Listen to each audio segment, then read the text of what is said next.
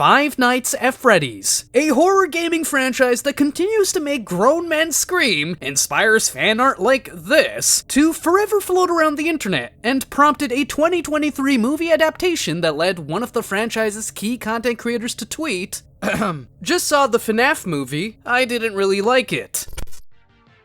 Greetings, Internet! Welcome to Game Theory! Horror Yapping! Where today marks an exciting day as we dive into my comments section of my debut YouTube video. More specifically, we'll embark on a journey to understand and have some context, to address some of the more upset comments of my review of the 2023 Five Nights at Freddy's movie. Yeah, so, the movie's pretty terrible. The core of the storyline is simply surviving the night shift while being stalked by Chuck E. Cheese robots trying to kill you. Instead, we have animatronics trying to tickle you, a crazy aunt trying to get you fired from your job for no reason, and a plot that goes all over the place but leads nowhere. What could possibly go wrong? I'm sure the FNAF community wouldn't care about a small YouTuber yapping about why their favorite game's first ever movie adaptation wasn't so great. However, I was wrong. This is why I hate lots of people. I don't think I will ever watch one of your videos again. That was one way to make every FNAF fan hate you. And this is just one comment.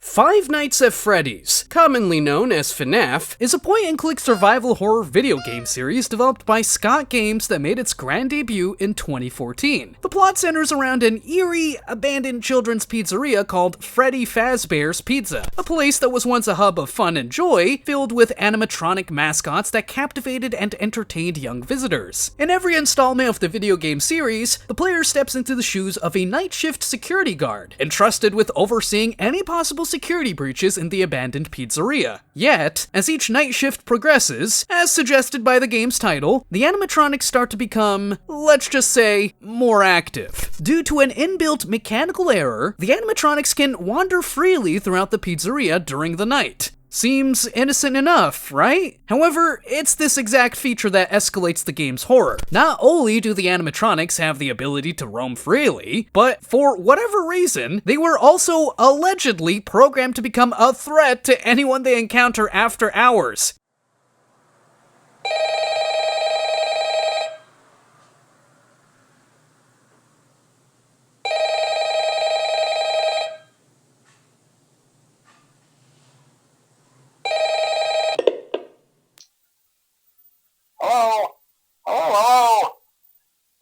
I wanted to record a message for you to help you get settled in on your first night. I actually worked in that office before you. I'm finishing up my last week now, as a matter of fact, so I know it can be a bit overwhelming, but I'm here to tell you there's nothing to worry about. You'll do fine. So let's just focus on getting you through your first week, okay? So just be aware, the characters do tend to wander a bit. They're left in some kind of free roaming mode at night. Something about their servos locking up if they get turned off for too long. They used to be allowed to walk around during the day too, but then there was the bite of 87. Yeah. It's amazing that the human body can live without the frontal lobe, you know? Now concerning your safety, the only real risk to you as a night watchman here, if any, is the fact that these characters, if they happen to see you after hours, probably won't recognize you as a person. They'll most likely see you as a metal endoskeleton without its costume on. Now, since that's against the rules here at Freddy Fazbear's Pizza, they'll probably try to forcefully stuff you inside a Freddy Fazbear suit. Now, that wouldn't be so bad if the suits themselves weren't filled with cross beams, wires, and animatronic devices, especially around the facial area.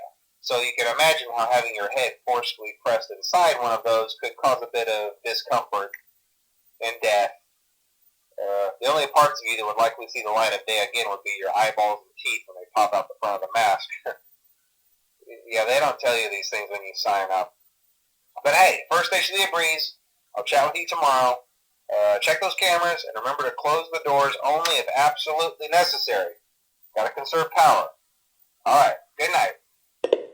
And that's Five Nights at Freddy's in a nutshell, which is nothing new to FNAF fans, but for someone who's unfamiliar with the games, just imagine an abandoned Chuck E. Cheese, where Chucky and his friends are trying to kill you. When FNAF was first released, I was still in middle school. Not long after, a classmate of mine introduced me to the game. The game didn't just pique my interest, it also captured the entire internet. This was largely due to popular content creators on YouTube like Markiplier, 8-Bit Ryan, Jacksepticeye, Corey X Kenshin, and MatPat, as they filled our feeds with captivating gameplay commentary or deep dives into the game's rich and complex lore, garnering millions of views. However, the fundamental question remains: what caused such an unassuming point-and-click horror game to skyrocket in popularity? Undeniably, these YouTubers played a significant role in propelling the game's popularity through their entertaining content. Their impact on the franchise was profound, so much so that the filmmakers of the 2023 movie adaptation incorporated them, either through cameos or as part of the promotional activities leading up to its release. But the game's success isn't solely attributed to its online exposure from these online creators. There's more depth to its popularity. The game's popularity can largely be attributed to its unique and quality usage of horror. And if it's not already obvious from the name of my channel, it shouldn't be surprising that I would also credit a game's popularity, especially a horror game's, to its usage of horror. Upon its release, Five Nights at Freddy's distinguished itself as an exceptional horror game, a claim clearly supported by its fear-inducing survival gameplay.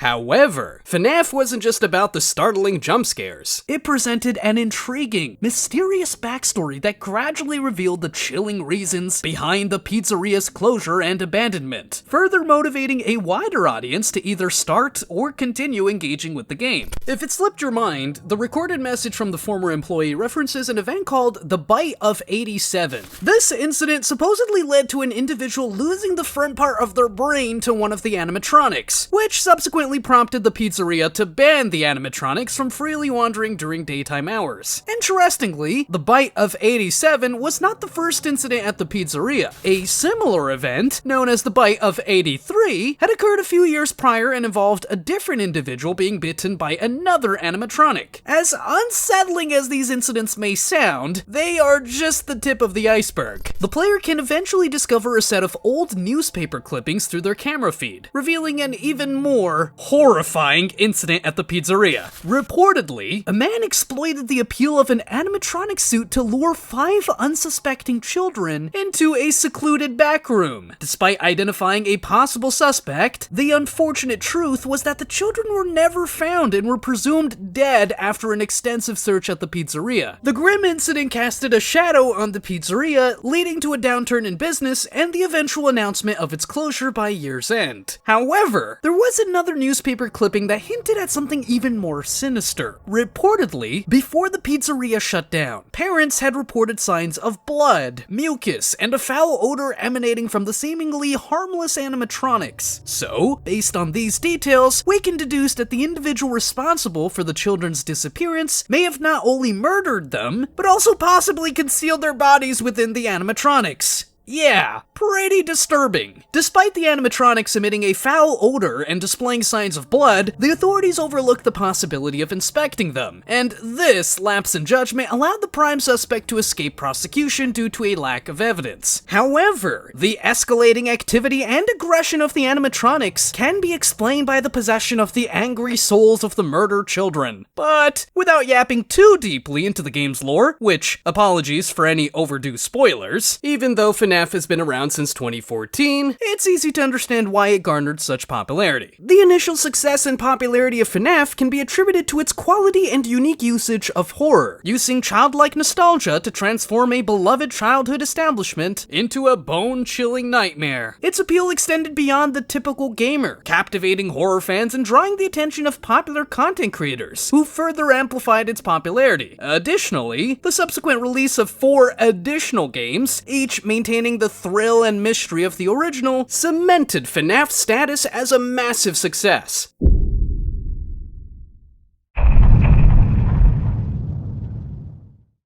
As previously noted, FNAF distinguished itself as an exceptional horror game. It provided a gaming experience filled with suspense and terror, a dark and mysterious backstory, 4 thrilling sequels, and cultivated a diverse fan base, including horror fans like myself, leading to the rise of one of the largest online communities. However, as time progressed, the FNAF community began to attract a significantly younger and newer audience, which had a profound influence on the elements that originally made FNAF great, and would later impact the quality of the 2023 movie adaptation. Surprisingly, these newer FNAF fans were drawn to the game's more whimsical and cartoonish elements, which is a bit ironic since FNAF originally presented a dark and horror-centric premise. After all, the game fundamentally revolves around murderous animatronics possessed by the spirits of murdered children, and these new fans began expressing their affection for the franchise in various ways, such as creating what some would call cringe cartoon fan art, or engaging in lighthearted debates on the Five Nights at Freddy subreddit, such as, who do you think is the cutest FNAF character? Overall, this shift brought a more lighthearted feel to the FNAF community, previously known for its inclination towards the game's darker and horror elements. The creators of FNAF responded to these changes within their community. The later games began to adopt a more whimsical and cartoonish aesthetic, amplifying its cutesy charm, and this shift didn't seem to resonate well with the original FNAF fans, particularly those like myself, who were deeply drawn to the game's initial horror. So, they decided to take matters into their own hands and started developing their own fan-made versions of FNAF, restoring the original horror elements that had been sidelined by the new fans and actual creators of the franchise they cherished. However, revisiting the discussion about the FNAF franchise's pivot to accommodate its newer fan base, this shift was remarkably strategic, particularly from a business or profit-driven standpoint, and this strategy proved highly successful for Scott Cawthon, the original and founding creator of FNAF. A multitude of games continued to be launched under his guidance, officially licensed products such as t-shirts, plush toys, and a series of 28 books hit the market as of 2023, expanding the franchise's potential to increase its revenue. Moreover, the 2023 movie adaptation of FNAF grossed over $290 million globally, setting a new record for its production company. Scott Cawthon underwent an astounding transformation, evolving from producing financially struggling Christian-based video games to spearheading a horror gaming empire. And yes, a person that achieved monumental success with a dark horror game centered around murdered children, turning into murderous animatronics once produced Christian-themed video games. Isn't that divine? However, despite raking in millions, the movie adaptation unfortunately confirmed my predictions. A terrible horror movie with animatronics and a plot that was more cartoonish than terrifying, that would only be well received by fans who think this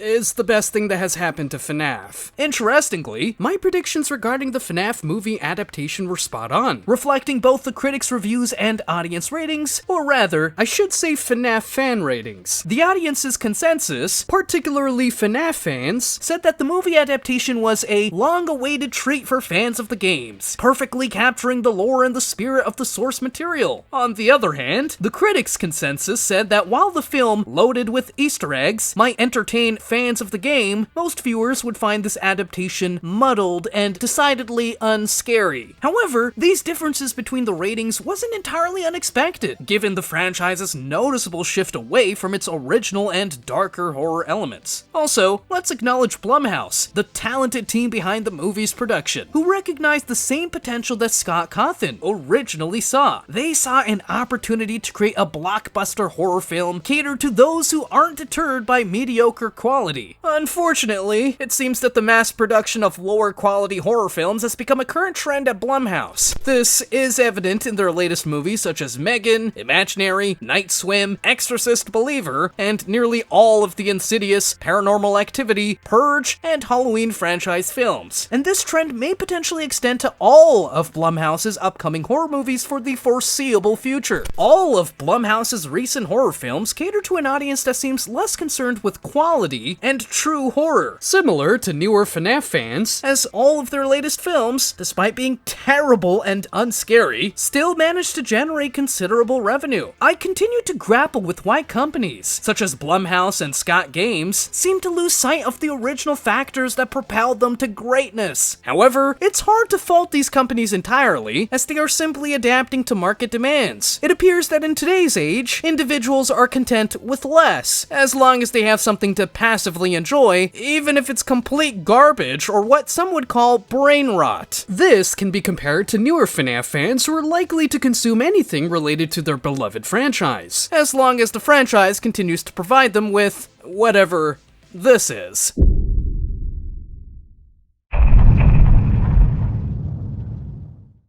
Before we examine the movie's terrible plot, it's worth noting that the FNAF movie wasn't exactly designed with an Oscar in mind. In fact, it managed to secure a nomination of, drumroll please,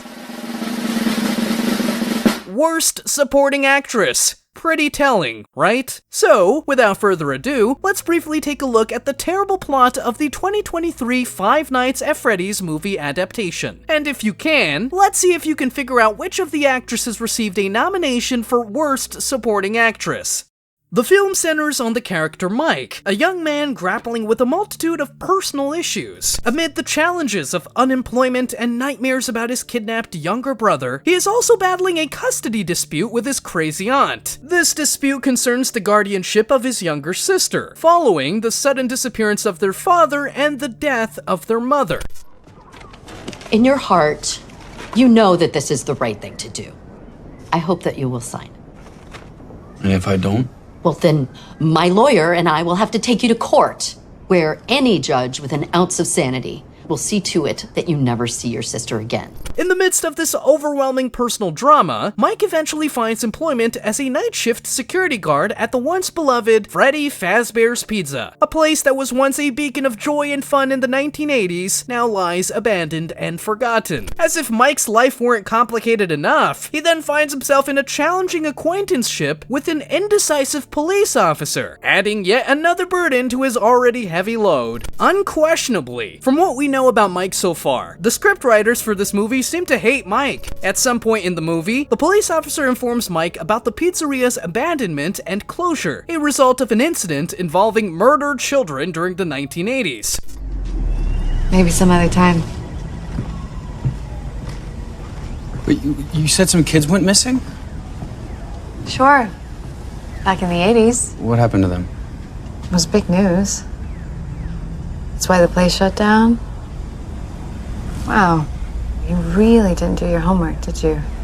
Despite her questionable understanding of the pizzeria's history, the police officer's indecisiveness to aid Mike uncover this dark reality only becomes more pronounced as the story unfolds, a point I'll yap about later. However, a notable aspect of the movie is that Mike's character is frequently asleep, which, unfortunately, hampers the pacing of the movie. Simultaneously, the movie introduces a wasted subplot where Mike's unstable aunt devises a plan to get him fired from his new job. Her goal is to gain custody of his sister by enlisting the help of the very babysitter that Mike hired, as she plans to vandalize the pizzeria. However, this subplot later fades into insignificance for the overall plot as the aunt's plan backfires and she is abruptly killed off screen. Given the rich and complex complex lore of source material of the FNAF franchise, it's disappointing that the filmmakers didn't leverage it to create a more compelling side story. It just reveals the lazy effort the filmmakers put into this movie adaptation. Also, surprisingly, the animatronics, who are fundamentally the main stars of the FNAF franchise, are briefly featured throughout the entire film. All of the animatronics only make an appearance for a mere 26 minutes in a 110-minute film. This translates to each animatronic receiving an estimated 4 minutes of screen time, a decision that seems to conflict with their active portrayal in the games. However, despite their minimal appearances, the animatronics in the movie fail to deliver the anticipated scare factor, as they are majorly portrayed to be friendly and cartoonish.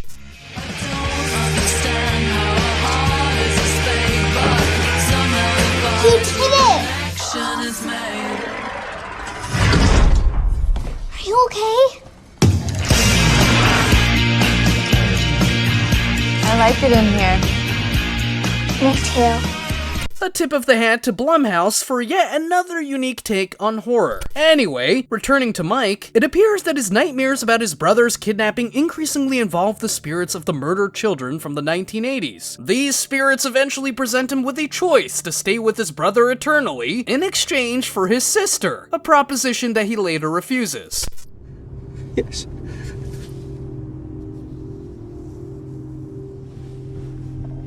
You're home.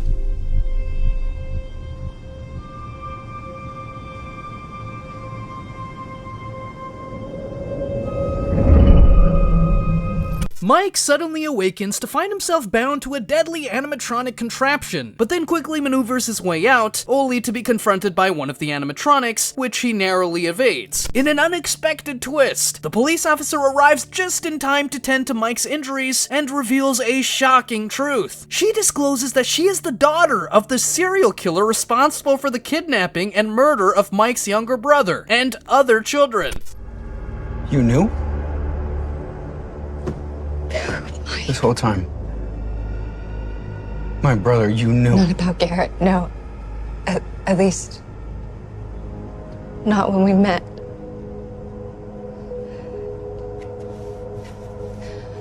I'm so sorry. Even more disturbing, she reveals that their bodies were concealed inside the animatronics, resulting in their spirits possessing them, all under the control of her villainous father. He knew the parents would cry and the police would come looking, and he knew there's one place they'd never think to check because... Why would they? And why would anyone?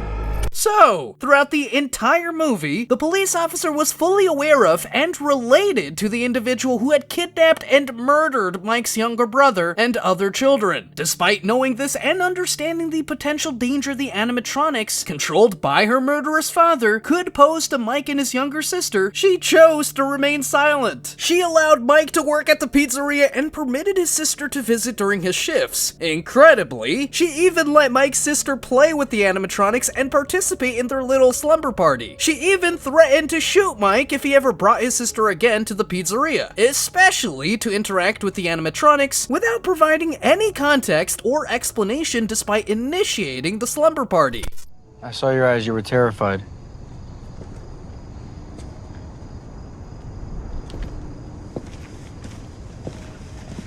You can do whatever you want with your own life, but if you ever bring Abby back here again, I will shoot you.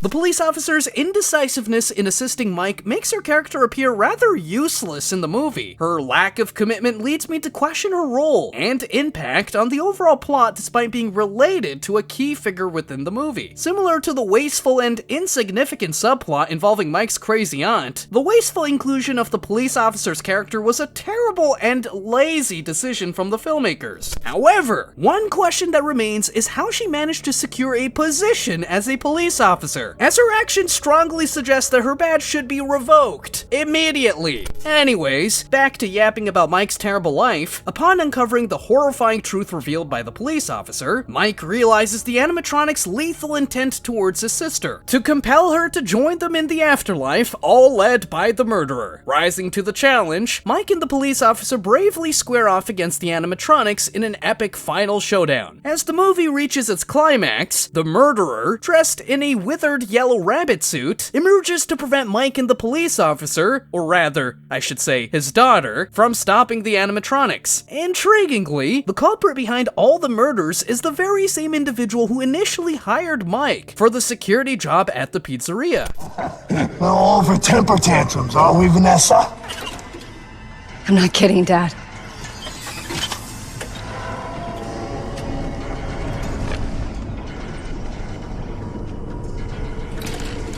You may have forgotten your loyalties, but I assure you, they have not. While this revelation may not have been entirely surprising for seasoned FNAF fans, the subtle indications of the murderer's peculiar behavior at the time of Mike's employment serve to foreshadow this twist. Just trying to figure out who you are, Mr. Michael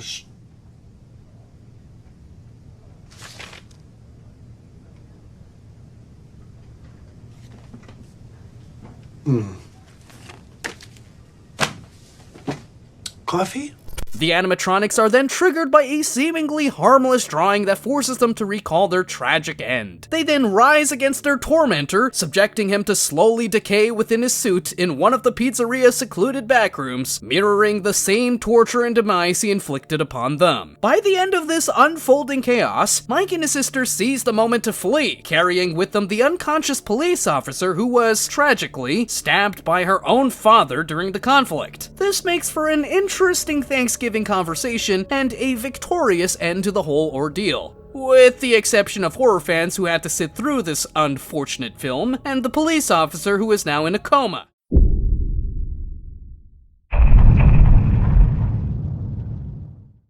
Alright, FNAF fans, let's finally yap about my review of the 2023 Five Nights at Freddy's movie that triggered quite a response from certain fans, as evidenced by comments as the one mentioned at the beginning of this video. The first factor, the plot was unnecessarily overwhelming, wasteful, and, at times, extremely boring. To fully understand this, we must understand the complex and chilling lore of the FNAF franchise that I've previously glossed over. While FNAF initially presents a seemingly straightforward, yet mysterious narrative about an abandoned pizzeria, the narrative took an overly complicated turn as the franchise expanded. And this is thanks to the influx of new timelines, characters, animatronics, and events continually introduced by the franchise creators through various games and supplemental content such as the novels. Although it's commendable to incorporate additional plot points that could potentially enhance the franchise's backstory, it risks becoming excessive, especially when the core narrative is as simple as a scary Chuck E. Cheese. So, when it came time for the FNAF movie adaptation, the filmmakers decided to condense the franchise's extensive lore into a single movie plot. This included the final showdown with the murderer in the yellow rabbit suit from the third game, the police officer character and her relationship with the murderer from the recent Security Breach games, and the VR Help Wanted games, the babysitter's death referencing incidents from the franchise's lore called The Bite of 87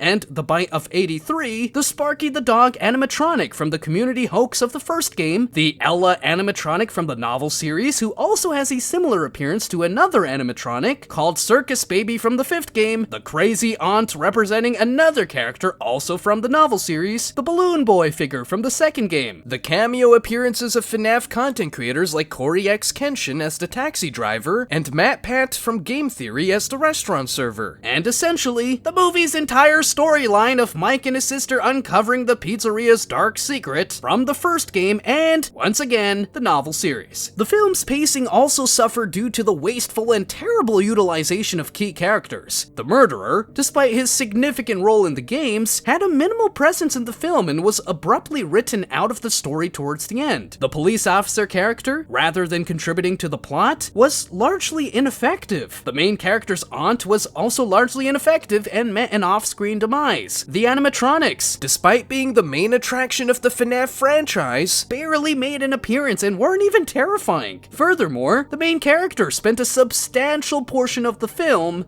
Asleep. All of these characters could have added some excitement or growth to the movie. Unfortunately, their potential was not fully explored. Altogether, the plot seemed excessive and aimless, making the movie feel more like an overwhelming and boring seminar on FNAF's lore rather than an engaging film. The second factor, the character setups were unnecessarily excessive. By character setups, I refer to a character's relationships with other characters, their backstory, and their current actions, which collectively define their role within the storyline. And in the FNAF movie, each character setup within the plot is a bit excessive. To illustrate, let's examine the movie's main character, Mike. As we know from summarizing the movie's plot, our main character has a lot going on, so much so that his character seems extremely overloaded. Mike dealt with the nightmares of his brother's kidnapping, his father's disappearance, his mother's death, unemployment, the responsibility of raising and caring for his younger sister, a heated custody battle with his crazy aunt, and eventual employment at an abandoned and haunted pizzeria. Talk about character overload. And that's just one character. The film's excessive character setup for Mike also applies to every other character within the movie with their own interrelationships, backstories, and actions, further adding to an overwhelming, wasteful, and boring movie plot, mentioned in the first factor. The third factor, the animatronics were noticeably absent for most of the film, and their portrayal was disappointing. The animatronics, who are undeniably the attraction of the FNAF franchise, were disappointingly underrepresented in the film. Despite their infrequent appearances, the animatronics were assigned actions that were ineffective and comical, overshadowing their more impactful and horror-based actions, contrary to their menacing portrayal in the games. Rather than leaving a lasting impression with quality horror, these moments were overshadowed with the animatronics participating in a slumber party with the main character, or engaging in a playful tickle session with the main character's sister. This significantly detracted from their potential in the movie. However, this was somewhat expected considering the franchise's shift towards emphasizing cartoonish elements over its initial horror theme. And this brings me to the fourth factor. The movie lacked quality horror elements. Most of the scenes intended to be frightening fell short, failing to deliver genuine scares due to it lacking sustained suspense. This resulted in a highly predictable and diluted horror experience that lacked impact and the ability to truly unnerve viewers. For instance, the unveiling of the murderer was extremely obvious, given the character's quirky demeanor when he first proposed a security job to the main character. This completely diminished the whodunit aspect of the film, as the movie is essentially a horror mystery where the main character gradually uncovers the pizzeria's chilling past. Additionally, after the murderer's unveiling, his exposure was so obvious that it led to a disappointingly and anticlimactic final confrontation with the main character. Although the games depicted him as a sinister serial killer, ruthlessly murdering children and concealing their bodies within the animatronic suits, his portrayal in the film was rather tame, reminiscent of a villain from a Scooby-Doo cartoon, especially when he dramatically removed his headpiece.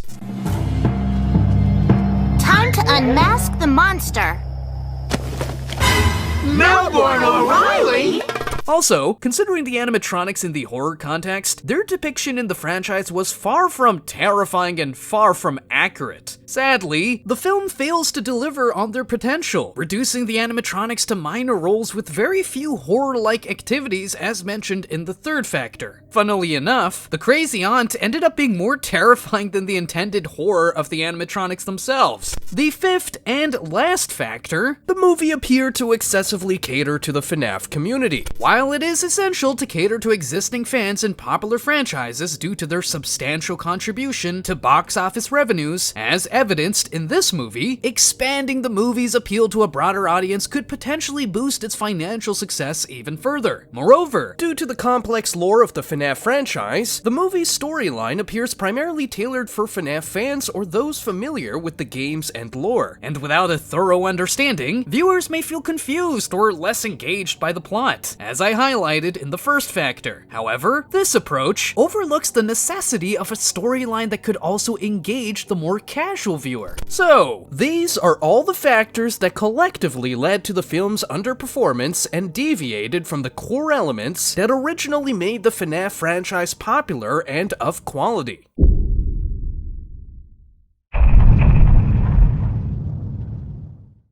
Now, Now, it's time to address the much anticipated topic of this video, the upset reactions and disagreements in the comment section of my first ever YouTube video reviewing the 2023 Five Nights at Freddy's movie. And in order for you to fully grasp the context of these comments, especially the one I mentioned at the beginning of this video, I yapped about FNAF's popularity, the changes within the franchise that influenced the 2023 movie adaptation, a brief analysis of the movie's terrible plot, and an in-depth analysis of my review of the movie. So, without further ado, let's take a look and address some of these comments.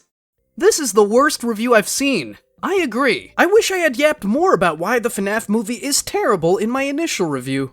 The $300 million plus the movie made says otherwise. Just because a movie generates millions doesn't necessarily mean it's a quality film.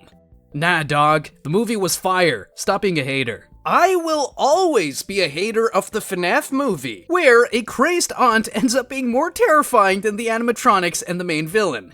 I'm just gonna throw my 2 cents here and give my opinion. Yes, the movie isn't scary, but it was trying to not scare the children or do anything gore-wise. If it was filled with gore, it would have been another slasher movie or something. They did a reasonable approach and did not go full-on scare tactic. I can understand why people wanted it to be scary. I wanted this movie to be scary as well, but the movie did well. I don't know how you thought it was bad or any critic. This is like the same situation with the Mario movie, and hopefully everyone will love the movie and not say it is trash. Is it perfect? No, but they did their best and tried at least. Even the animatronics look amazing. They look exactly like in the main game, and I'm excited to see what comes next, a FNAF movie 2. And we could see the Mangle and the Puppet and Withered gang. It will be interesting to see how the Withered animatronics are going to look like, and the toy animatronics, and to see how Springtrap will look like in FNAF movie 3, and the Phantoms we could even get in FNAF movie 4, if they make a lot of money from these 3 FNAF movies. Yeah. So, when someone begins their statement with, I'm just going to throw my 2 cents here, they're often going to contribute more than just 2 cents. However, I appreciate the yapping, from one yapper to another, but more importantly, it would be unjust to compare this film to the Mario movie. It was also a movie for the younger fans primarily, pretty much the kids. What's amusing about these comments is the fact that Five Nights at Freddy's was released in 2014, making the younger FNAF fans of today likely in their late teens and early 20s. I mean, when the game released 10 years ago, I was 12 years old, essentially the demographic that has now matured. It's nostalgia. We waited 9 years for this. By the way, it made $294 million and $3 million at box offices. I'm glad you waited 9 years for a $290 million movie in which the main character sleeps throughout the entire film, animatronics tickle each other, and the main villain reveals himself like a Scooby-Doo villain. L video, debut video. This is a L and debut comment. You sound like the guy who recently quit YouTube. Maybe, but hey, remember it's all just a theory. A game theory! It's a turn-off-your-brain kind of movie. Writing-wise, it's extremely flawed, but it's a fun movie, especially for longtime FNAF fans like me. I enjoyed it. This comment is one of the more insightful ones, as it not only acknowledges the film's flaws from a fan's perspective, but it also recognizes that those who did enjoy this movie are the same type of people who turn off their brains. This is why I hate lots of people. I don't think I ever will watch one of your videos again. That was one way to make every FNAF fan hate you. This is arguably the most funniest comment I've encountered thus far. However, starting off a sentence with, I hate lots of people is kind of worrying. I wonder if this commenter is also the same type of person that turns off their brain. Give up, dude. Never back down. Never give up. What you must realize is that FNAF is a horror is not supposed to be just a horror movie. Also think about it, they are spirits of kids, of course they're going to do kid things. It's a horror movie for kids because FNAF is mostly for kids. If you believe that FNAF is primarily for children, consider this. The FNAF storyline and lore revolve around a child kidnapper and murderer, whose victims are hidden within the suits of animatronics. Does this sound like a storyline that is, or should be intended for children? I rest my case. It's not a horror movie, it's a thriller. This was one of many comments suggesting that the FNAF movie falls under the thriller genre rather than horror. It's important to note that the genres of horror and thriller often intermingle due to shared elements such as suspense, shock, anxiety, and anticipation. Regarding the FNAF movie, it attempts to incorporate these same elements, but the execution is unfortunately terrible. Additionally, the FNAF movie is based on a horror gaming franchise. Given what the movie is based on, and multiple sources, including its own distribution company classifying the movie genre as a horror movie, it's hard to argue that the FNAF movie isn't a horror movie. I think the reason why they include that is so to not drive away children, or they would have never made it up there. I can see your point, but Scott isn't the one to blame, nor Blumhouse. They know what they are doing. They are trying to play the cards right and not screw up the fans and screw up the children as well, as since Scott cares about children and doesn't want little Timmy to have PTSD when he comes back home from watching the FNAF movie. I don't know, maybe it's just me, laugh my ass off. Firstly, I don't care what little Timmy thinks about a horror movie. Secondly, you know what? I agree that Scott Cawthon cares about the children, as he crafted a beautiful story revolving around murdered children tragically concealed within animatronic suits by a child kidnapper and serial killer. He truly cares about the children, doesn't he? And lastly, Scott Cawthon and Blumhouse absolutely do not know what they are doing. The movie wasn't really meant to be scary. It's for the fans of all. You're focusing on is the horror, then yeah, the movie's not going to be very good, even though it does have some good chills moments. Well, I think it's normal for someone to expect a horror movie to be scary. The movie was amazing and broke box office records. This video is just stupid. Answer this for me. Why was the FNAF movie rated poorly by critics? Is it possible that their opinions were biased, or in your case, stupid? Or were they objectively evaluating the movie, without the perspective of an obsessive FNAF fan? This was clearly a movie for the fans, not for the average viewer. Wow, I don't think I would have ever guessed that.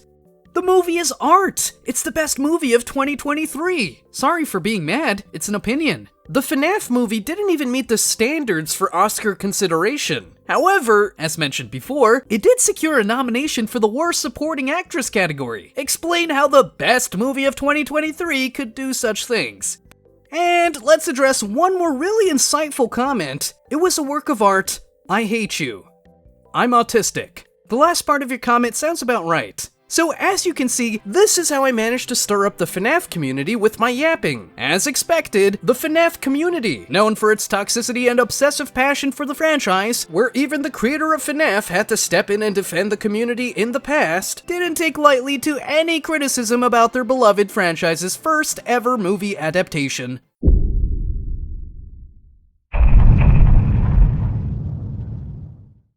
While the FNAF movie had significant flaws and strayed from the original quality elements that made the franchise exceptional, there were a few aspects they managed to execute well. Firstly, despite my personal view of the movie catering excessively to FNAF fans, it is evident that this approach resonated positively with the FNAF community. It went the extra mile for fan service by incorporating specific scenes, characters, timelines, and humor rooted in Easter eggs and references, all condensed into a single movie plot. Only those familiar with the franchise would appreciate these elements. It even included a fan-made song playing in the credits of the movie. Secondly, despite the animatronics' minimal appearances and disappointingly ineffective portrayal, their design remained faithful to the original franchise. This is noteworthy in an industry where video game movie adaptations often falter, inaccurately rendering their characters to their original design. Additionally, it's worth acknowledging that I understand not every viewer seeks a cinematic masterpiece when watching a movie.